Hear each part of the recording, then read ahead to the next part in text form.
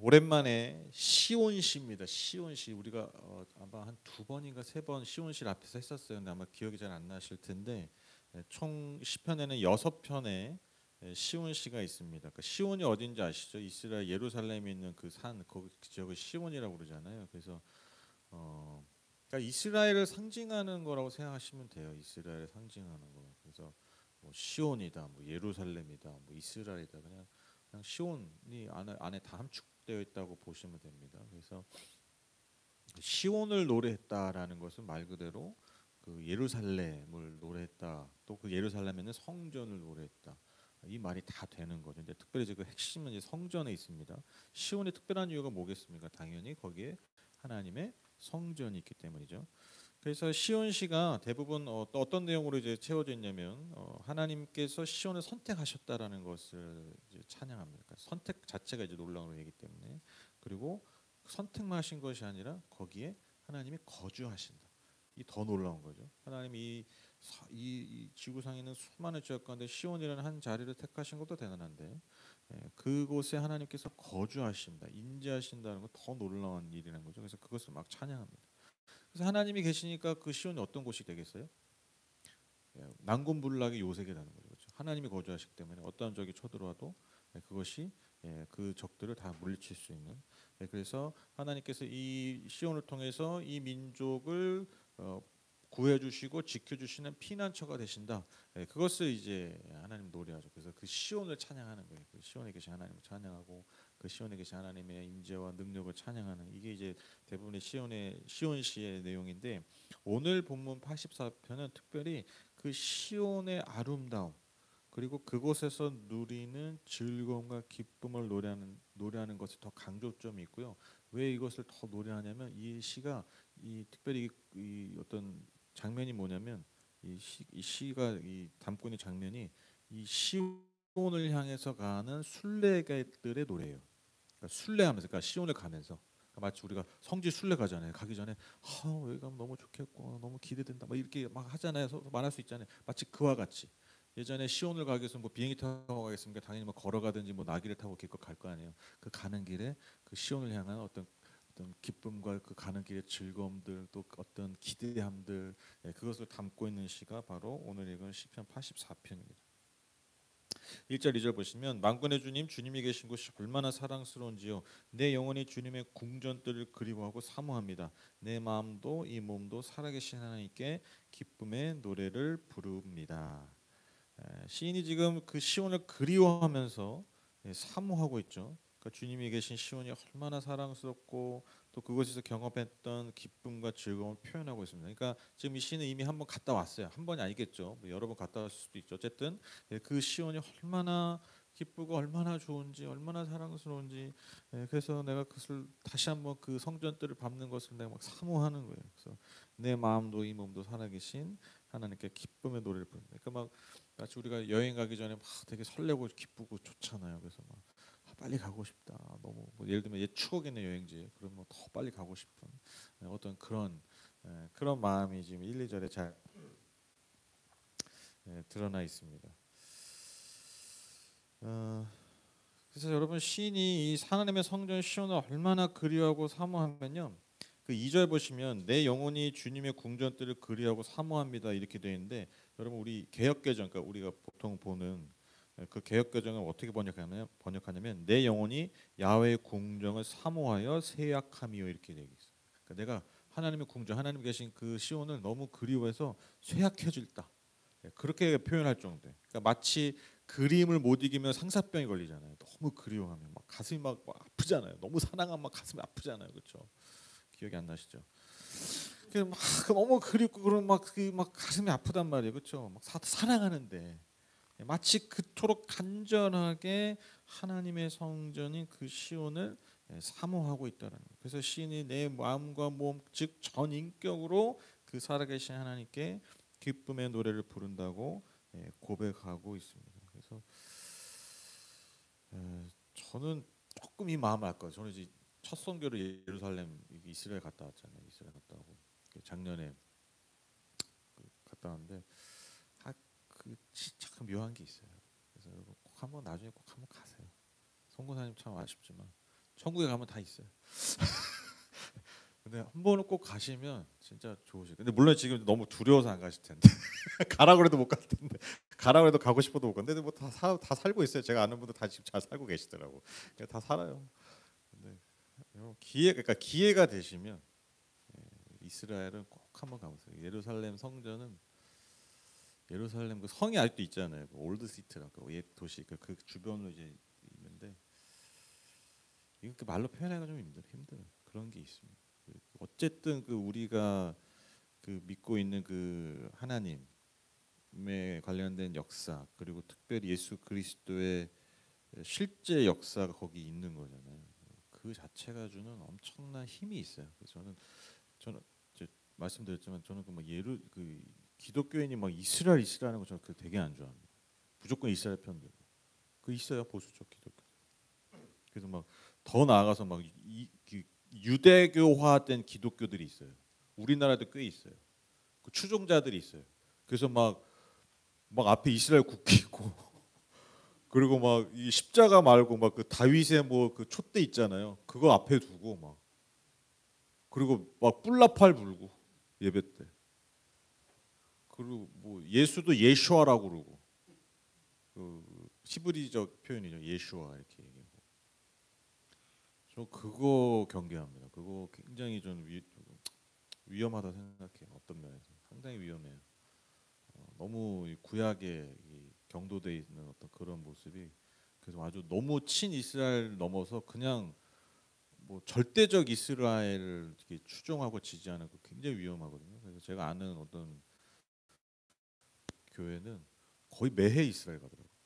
뭐 애들부터 데리고 그 열정을 되게 높이 사는데 근데 저는 그게 좋지 않다고 생각해요. 저는 왜냐하면 그 갈라디아서가 경계하고 있는 그 지점이 그런 교회들이 분명히 나타날 수 있기 때문에 그런데 그럼에도 불구하고 저는 꼭 한번 기회가 되시면 한번 너무 다녀오시면 좋을 것 같아요. 그래서 제가 늘 말씀드리잖아요. 제 꿈이 저희 교회 성도들 데리고 이스라엘 가는 건데 근데 이제 좀 상황이 안 좋으니까 근데 상황이 좋아지면 기회가 되면 참 좋을 것 같아요. 그래서 이제 가서 이제 성지 보면서 우르르 갔다 우르르 오는 게 아니라 이제 같이 이렇게 좀 여러 가지 배우면서 나누면서 또 예배도 드리면서 그러면 너무너무 좋을 것 같은데 돈도 안 되고 시간도 안 되고 그러니까 꿈이죠 꿈. 꿈을 자꾸 얘기하면 그래도 뭐라도 이루어지잖아요. 그래서 일단 제 꿈입니다. 3절 4절 보실까요? 만군의 주님 나의 왕 나의 하나님 참새도 주님의 제단 곁에서 제 집을 짓고 제비도 새끼칠 보금자리를 얻습니다. 주님의 집에 사는 사람은 복됩니다. 그들은 영원토록 주님을 찬양합니다. 여기서 만군의 주님 하면은 이렇게 뭔가 그 어떤 강력한 어떤 하나님, 그 만군이잖아요. 만군, 그러니까 군사적 힘.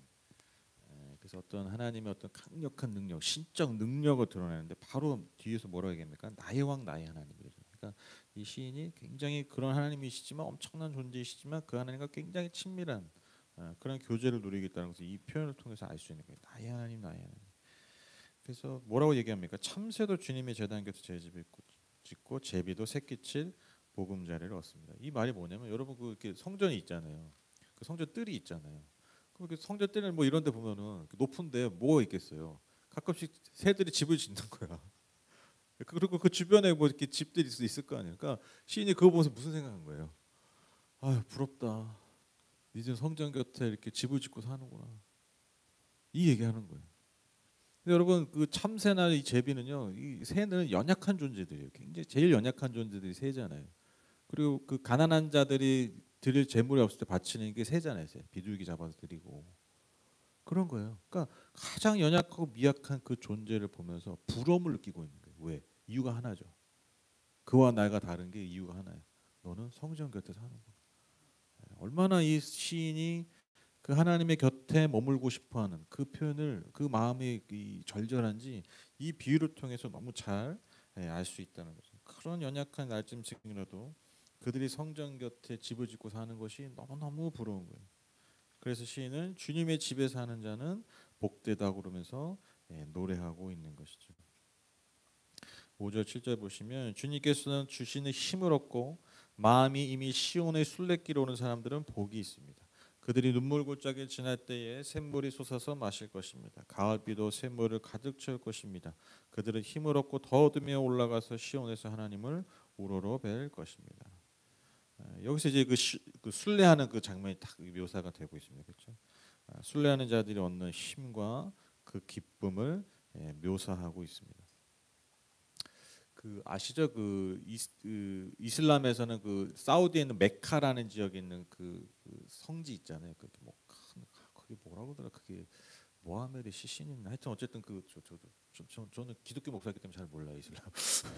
이해해 주세요. 하여튼 그 뭐 이렇게 큰 이렇게 뭐 있잖아요. 그래서 거기 막 돌잖아요. 엄청난 수만 명이 뭐야? 10만 명 넘을 것 같은데. 그래서 매해 여러분 그 사람 깔려 죽는 거 아시죠? 근데 그걸 영광으로 안 돼요. 압사당해가지고 죽어요. 그래도 가는 거예요. 왜? 평생 그 이슬람 사람들의 그 어떤 소망이 거기 한번 갔다 오는 거예요. 메카 순례하는. 뭐 여러분 그 아시다시피 그 이슬람 국가들은 대부분 좀 그 물론 석유가 나와서 이 지도자들은 굉장히 부자지만 일반 백성들은 그렇게 썩 부자가 아니에요. 그런데 거기로 간다는 게 여러분 얼마나 많은 돈과 시간이 들겠습니까? 그런데 거기 가는 게 평생의 소원이고 그리고 그것이 어떤 굉장히 큰 어떤 그 이슬람 무슬림으로서 아주 중요한 그 의식이거든요. 그러니까 우리는 그 정도는 아니겠지만 우리가 만약에 정말 그 하나님의 숨결이 있고 정말 하나님이 살아계시는 그곳을 내가 가는 어떤 그런 기쁨을 묘사한다면 여러분 우리가 그에 뒤처질 수가 없는 거죠, 그렇죠? 그래서 그런 어떤 정말 그 성전에 대한 사모함들. 근데 이 성전에 대한 사모함이 단지 건물에 대한 사모함이 아니잖아요. 그곳에서 만나는 그 하나님에 대한 그 사모함, 그 경험, 그 기쁨 때문에 이 시인이 이렇게 고백할 수 있다라는 것이죠. 그래서 순례길 오는 것 자체가 얼마나 큰 복이고 얼마나 큰 기쁨인지. 왜? 하나님이 그 시간들을 통해서 힘을 주시는 거예요. 근데 이미 그 힘을 얻고 순례길에 오르고 있다는 것이죠. 근데 여러분 순례길 가다 보면 어떤 일이 벌어집니까? 평탄한 길이 아니잖아요. 그렇죠? 그래서 6절에 그들이 눈물 골짜기를 지날 때 샘물이 솟아서 마실 것입니다. 이렇게 고백하는데 여러분 눈물 골짜기가 물론 험한 길로 의미합니다. 그렇죠? 가는 험한 여정. 가다가 여러분 진짜 도둑도 만날 수 있어요. 옛날 그런 일이 많았다잖아요. 도둑도 만나기도 하고 정말 막 힘든 어떤 그 광야도 거쳐 가야 되고 그러나 그 모든 그 험한 길에서 하나님께서 그들의 배고픔과 그들의 목마름을 채우실 역사들을 해주신다라는 것이죠. 근데 여기서 말하는 눈물 골짜기는 단지 그 험한 길, 그 여정만을 의미하는 것이 아니라 그들 삶 자체에 있는 그 고난, 그 눈물의 걸음들을 의미한다는 것이죠. 그러니까 여러분 우리가 하나님께 나아갈 때 그 과정이 있잖아요. 특별히 우리가 하나님께 간절히 나아갈 때는요. 그 간절히 나아가는 그 과정에 뭐가 있습니까? 눈물이 있잖아요. 아픔이 있잖아요. 그러니까 간절히 나가잖아요. 그렇죠? 그래서 더 하나님 앞에 더 담대하게 나간 이유가 바로 거기 있다는 거죠. 즉 여기서 말하는 눈물 골짜기는 그 하나님 앞에 나가기 전까지의 그 시인과 그 순례자들의 삶의 고통과 삶의 목마름, 그 갈증을 의미합니다. 그런데 여러분 그 순례에 가는 길에 그 과정을 통해서도 하나님께서 그것을 아시고 그들이 마실 수 있는 샘물, 즉 그들의 고통과 그들의 목마름을 해결하실 그 샘물을 주신다라는 것이죠. 때를 따라 주시는 가을비가 그 삶을 가득 채울 것이기 때문이죠. 그러니까 이게 여러분 철저하게 이 시인이요, 이 하나님의 존재에 대한 부딪힘, 그 만남에 대한 그분의 역사와 그분의 일하심에 대한 경험이 있기 때문에 여러분 이런 고백을 할 수 있는. 그러니까 내가 지금 이 샘물 이 삶의 골짜기를 가고 있는데 지금 내가 하나님 앞에 나아가는 그 길이 막 너무 기쁜 거예요. 너무 기대되는 거예요. 왜? 예전에 하나님께서 내 목마름을 채우셨던 그 경험이 있기 때문에 그 기대함으로 가고 있다는 것이죠. 그래서 시온에 다가갈수록 더 힘을 얻습니다. 여러분 시온이라는 지역은요 높은 지역입니다. 높은 지역이에요. 제가 이번에 이스라엘 갔을 때 작년에 그 예루살렘은 고지대고요. 그 좀 가면은 여리고가 있어요. 여리고 잘 아시죠? 여리고. 거기는 저지대. 그래서 여리고는 아니 예루살렘 딱 갔는데 여기 중동이었잖아요. 여름이잖아요. 생각보다 안 덥더라고요. 약간 고지대여서 그래. 근데 이제 뭐 사러 이제 애들 먹여 치킨 사러 여리고 갔거든요. 근데 거기에 예수님 세례터가 있어요. 그것도 그게 보고 이제 하려고 갔는데 와 너무 더운 거예요. 그러니까 이한 얼마 걸리지도 않아서 4, 50분 갔나 차로? 이 차이가 엄청나요. 그래서 이 저지대 이게 대구가 더운 게 이렇게 분지라고 해가지고 이렇게 열이 가득 차서 그런 거예요. 여리고가 마치 그거 같은. 진짜 뭐 너무 덥더라고요. 깜짝 놀랄 정도. 지금 뭐 밖에 나가기 힘들 정도. 근데 여기서만 가도 뭐 괜찮네, 살만하네 그랬거든요. 그러니까 여러분 우리야 지금은 차 타고 가지만 여러분 예루살렘에 간다는 건요 상당히 쉽지 않은 길이었다라는 거예요. 왜 올라가야 되잖아요. 그만큼 높은 곳에 있는 요새 같은. 지금 이게 가는 길이 쉽지 않아요. 순례길이라는 게 사실 쉽지 않아요. 그래서 여러분 그 높은 길을 오르다 보면 어때요? 지치잖아요. 근데 뭐라고 표현합니까? 갈수록 더 힘이 나는 거예요. 올라갈수록 더 힘이 나. 왜? 일단 좀 시원해져. 근데 그게 아니라 하나님을 만날 수 있기 때문에. 그러니까 그 기대함이 너무 가득 차 있는 시. 8절 9절 보시면 주 만군의 하나님 나의 기도를 들으십시오. 야곱 하나님 귀를 기울이십시오. 우리 방패신 하나님 주님께서 길을 보여주신 사람을 돌보아주십시오. 갑자기 이제 시인이 하나님께 간구를 드리죠. 막 기쁨을 노래하고 뭐 하나님께 감사 찬양을 드리다가 갑자기 간구 드리는데 나의 기도를 들으시고 귀 기울여 달라고 간구합니다. 무엇을 기도하고 있습니까? 9절에 나오죠. 주님께서 기름을 부어 주신 사람을 돌보아주십시오. 여러분 주님께서 기름 부으신 사람이 누굽니까? 왕이잖아요, 왕. 그래서 이 시온 시의 이 특징 중에 하나가 갑자기 왕을 위한 기도들이 나와요. 왜 시온을 누가 이렇게 중심으로 다스리고 있습니까? 왕이 다스리고 있죠. 그래서 여러분 옛날에 그 왕이 어떤 왕의 통치에 따라서 정말 나라가 너무 달라지잖아요. 왜 왕권이 너무 강력하니까. 지금이야 뭐 이렇게 어제도 뭐 보시면 알겠지만 뭐 대통령 이상한 짓을 해도 여러분 국회에서 탁 처리하잖아요. 상권 분립이 돼 있고 그렇게 되는 거예요. 그런데 여러분 옛날에 저 왕의 그 절대적 어떤 힘과 권리 때문에 왕이 여러분 한번 길을 잘못 들어서면 그 피해가 다 누구한테 갑니까? 백성한테 가는 거예요. 너무나 큰 피해 가는 거예요. 너무나 큰 고통에 가는 거예요. 그러니까 시온을 보면서 그 기도를 안 할 수가 없겠죠, 그렇죠? 시온을 가면서 저도 왜 갑자기 이런 게 나올까 생각해보니까 너무 당연한 거예요. 시온을 가면 하나님 진짜 이 나라, 이 민족 하나님께서 잘 다스려 주십시오. 근데 그거 누가 하고 있냐고 실제적으로 왕이 하고 있잖아요. 그러니까 왕을 향한 기도가 나오는 거예요. 시온을 보면서.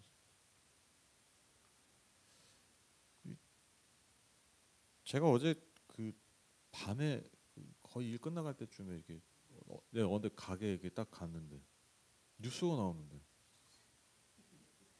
잘못 본 줄 알았어요. 그 보니까 진짜더라고요. 제가 가다가 제 핸드폰, 그러니까 제 일하는 핸드폰 말고 제 핸드폰 꺼낼 일 거의 없는데 뭐 검색하러 보는데 진짜더라고요. 사거리에서 보면서. 제가 어제 뭐 솔직히 말 나온 김에 여러분 뭐 대통령 하는 거 보고 뭐 마음에 드는 사람이 거의 없잖아요. 참 마음에 안 든다, 짜증이 난다 이러고 있었는데 어제는 제가 진짜 그거 보고 화가 너무 나가지고 화가 너무 나더라고요. 화가 나가지고 막 계속 이 화가 이 컨트롤이 안 돼. 그렇다고 막 이렇게 하는 게 아니라 제 안에 막 분노가 일어나는 거예요. 그래서 그러고 근데 제가 밤에 이제 집에 와가지고 이제 그 뉴스도 보고 이렇게 하면서 왜 이렇게 내가 화가 났을까? 화가 나서 생각해보니까 딱 이 말이 떠오르더라고요. 모욕감. 너무 우리를 무시하는 거 아니에요? 국민을 그렇게 하면 되나? 우리 역사가 있잖아요. 우리 국민이 만들어 온 역사가 있잖아요. 참고 참다가도 불의한 권력 앞에서 그 맞서 싸웠던 그래서 만들어왔던 이 나라가 대한민국이잖아요. 전 세계가 칭송한 이 민의를 한국 민주주의가 재밌는 거 뭐냐? 한국은요 그래도 이렇게 좀 정이 있어.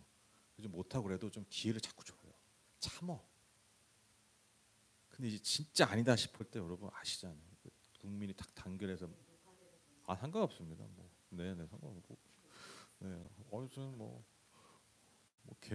계엄령 해제 안 됐어도 저는 얘기할 수 있어요. 이게 막 그랬던 우리 그걸 알게 모르게 우리는 그걸 배워왔고 우리 안에 있어요. 우리 아이들이 그게 있어요. 우리 아이들 딱 눈 떴을 때 태어나고 얼마 안 됐을 때 대통령이 탄핵됐네. 이거 다 배우잖아요. 알아요. 이제 애들 DNA로 알아요. 기본적 국민의식이 생겨버린 거예요. 저도 그 민주화 역사 다 배워왔잖아요. 참여하지 않았지만 모욕감 때문에더라고요. 모욕감. 이게 뭐 정치적 이걸 떠나서 너무 내가 무시당한 느낌. 국민으로서. 그리고 내가 우리 지금 주권자잖아요. 여러분 대통령이 왕이 아닙니다. 여러분 민주주의는요 국민이 주권자예요. 예. 그거 우리가 오해하시면 안 돼요. 뭐 대통령 세워 그 누가 세워요? 옛날에는 혈통으로 세웠잖아요. 지금 국민이 세워요. 그러니까 국민이 최고 주권자예요, 여러분. 그 모욕감이 저를 화나게 했더라고요. 그래서 제가 왜 더 화가 나냐면 제가 아시잖아요. 저 그 생활전선 최전선이 나름 있잖아요. 제가 그 자영업자분들 그 정말 저 붙들고 하소연하는 걸 얼마나 더 많이 듣고 있는지 몰라요 지금. 지금 하루라도 한시가 급해요. 지금 이 나라가 이 위기에서 어떻게 대응하고 지금 전 세계는 지금 이렇게 돌아가고 있는데 그거 매일매일 회의하고 매일매일 대응해도 지금 모자를 파네. 제가 어제 아내한테도 이 얘기했는데 너무 애가 화가 나는 게 지금 그래도 모자랄 시간에 어제 하루 종일 대통령이라는 애가 자가 이거 판짰을 거 아니냐. 그게 너무 화가 나더라고요. 아니 지금 하루가 급하다고요 지금. 매일매일 지금 자영업자들 지금 서민들 죽어나가고 있어요. 진짜로 저는 실시간으로 본다니까요. 매일매일 가게 문 여신 분도 제가 존경스러워요. 어떻게 여나.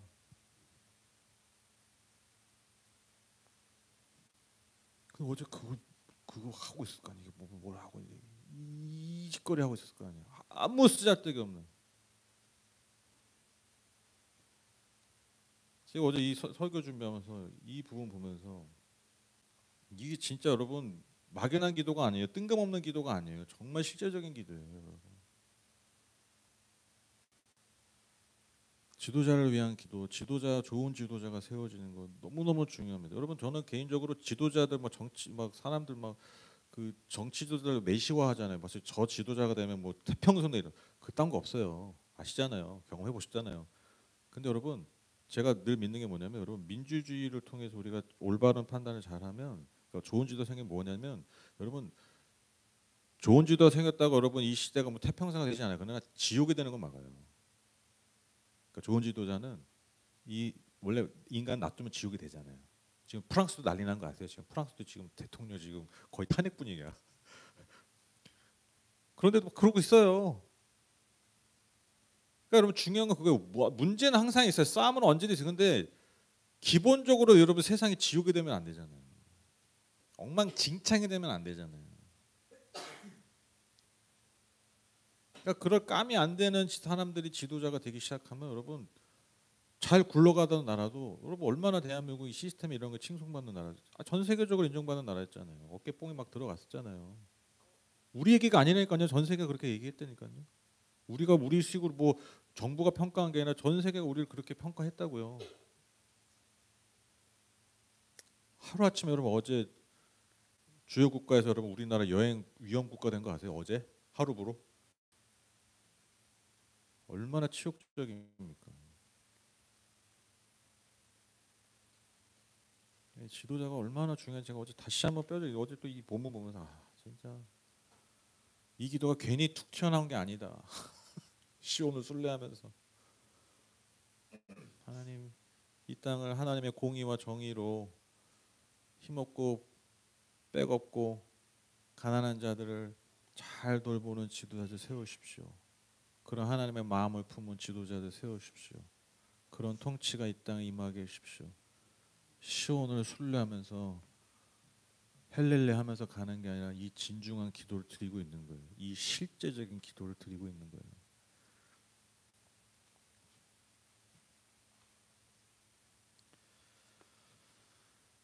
이제는 화나지 않습니다. 어제부로 별로 어제 밤에 이제 가라앉았습니다. 네, 마지막 고백 보시죠. 10절 12절입니다. 주님의 집들 안에서 지내는 하루가 다른 곳에서 지내는 첫날보다 낫기에 악인의 장막에서 살기보다는 하나님의 집 문지기로 하는 것이 더 좋습니다. 주 하나님은 태양과 방패이시기에 주님께서는 은혜와 영예를 내려주시며 정직한 사람에게 좋은 것을 아낌없이 내려주십니다. 만군의 주님, 주님을 신뢰하는 사람에게 복이 있습니다.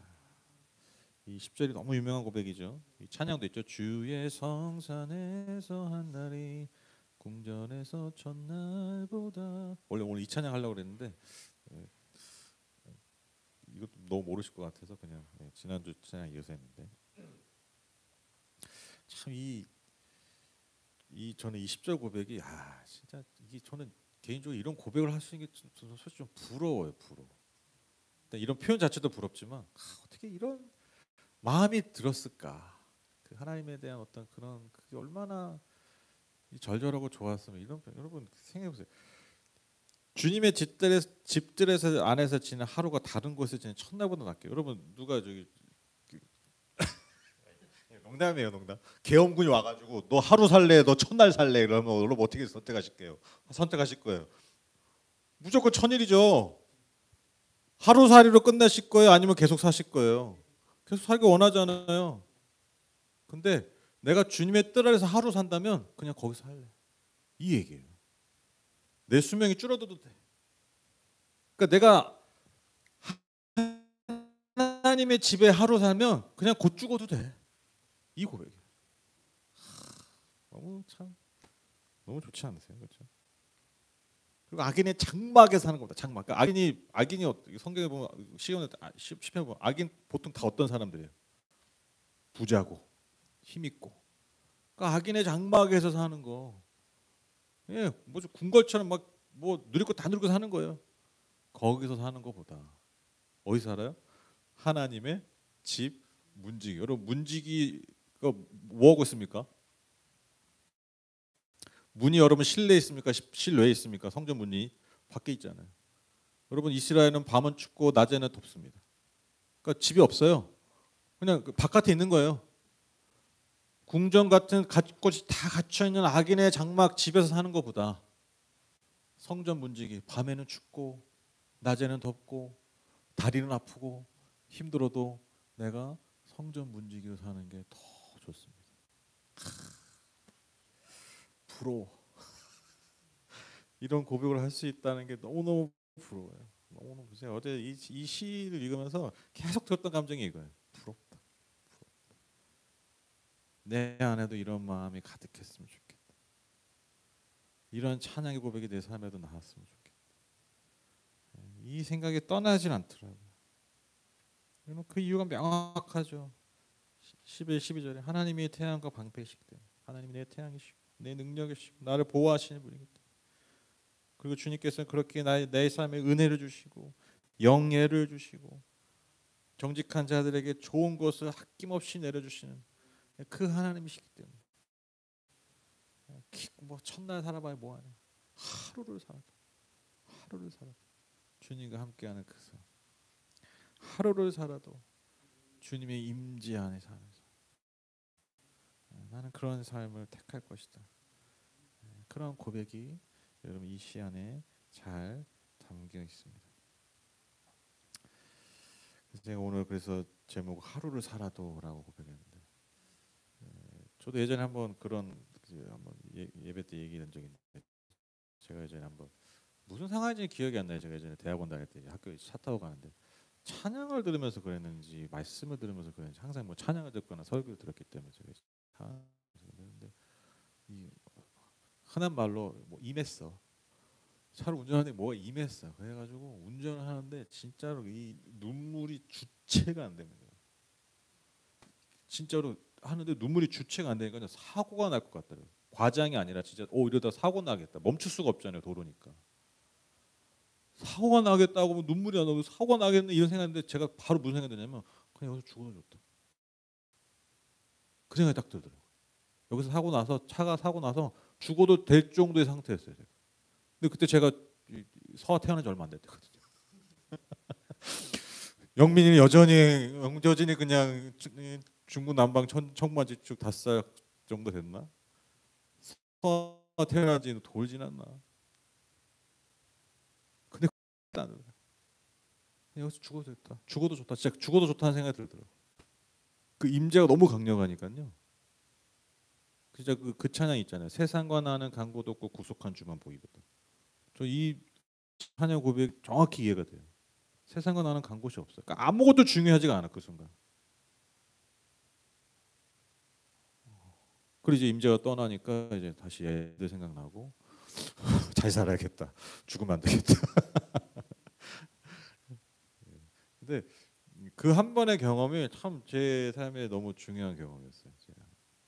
그 예배, 그 하나님 임재, 그 우리가 진짜 하나님 옷깃만 스쳐도 인간이라는 존재는 정말 아무것도 아닐 수가 있구나.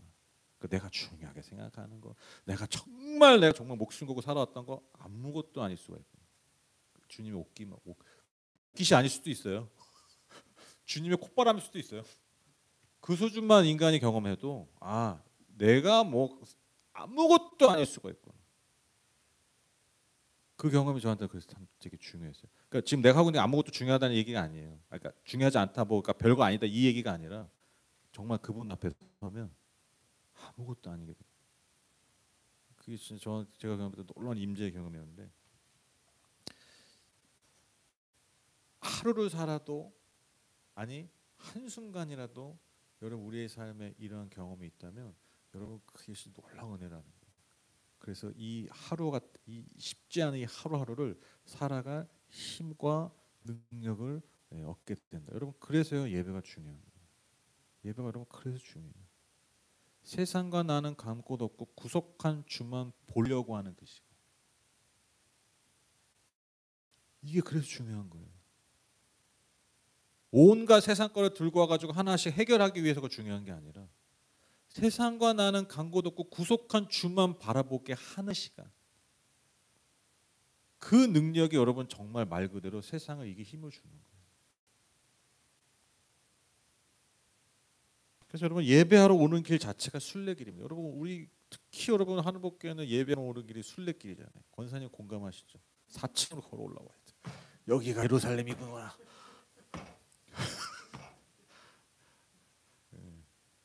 1층은 여리고요. 네? 4층 오면 여러분 예루살렘이죠. 뭐. 여러분 우리가 예배가 나오고 쉬운 거 아니에요. 그죠? 시간을 드려야 되고요. 여러 가지 준비해야 되고요. 여러 가지 포기도 해야 되고. 근데 여러분 예배라는 게 그런 거죠. 마치 순례 같이. 그냥 되는 게 아니에요. 그렇죠? 그냥 되는 게 아니에요. 그렇게 사모하면서 나오는 자들의 삶에 주시는 그 하나님의 은혜가 있기 때문에. 예배하는 삶이 얼마나 복된 삶인지 여러분 참으로 예배하는 자들은 그것을 말하지 않아도 알아요. 그렇죠? 여러분 왜 여기 나오세요? 그렇죠? 나오신 이유가 있잖아요. 제가 뭐 드려요? 물론 밥 때문에 나오지. 그때 여러분 아시잖아요. 제가 말해도 예배하는 자들에게 주시는 그 은혜와 기쁨을 알기 때문에 우리가 예배 나오는 거예요. 어떻게 보면 논리적으로 설명이 안 돼요. 누구는 설득이 안 돼. 왜? 경험해보지 못했기 때문에. 경험한 자는 알아요. 내가 왜 계속 예배에 나올 수밖에 없는지. 그게 하나님 주시는 거잖아요. 그렇죠? 그래서 제가 목사로서 수가 예배당에 나오는 수가 적든 안 적든 여러분 제가 이 예배당에 나오는 분들의 마음과 그분들의 삶을 알기 때문에 제가 정말 양심적으로 표현이 좀 근데 양심적으로 복음을 선포할 수밖에 없어요. 복음을 증거할 수밖에 없어요. 종교적인 거, 율법적인 거, 말 그대로 기능적인 거, 종교적 기능적인 거 얼마든지 할 수 있겠죠. 근데 우리가 예배당에 나오는 분들이 어떤 마음으로 나오는지 알기 때문에.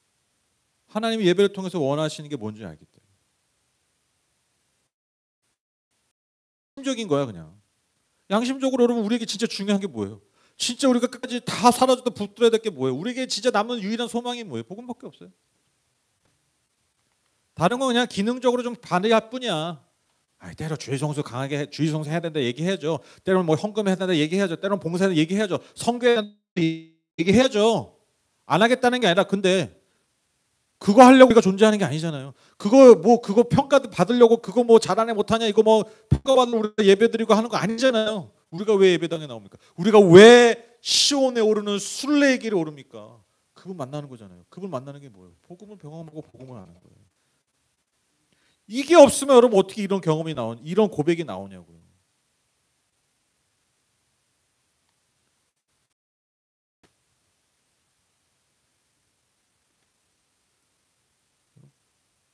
예배는 그런 것입니다.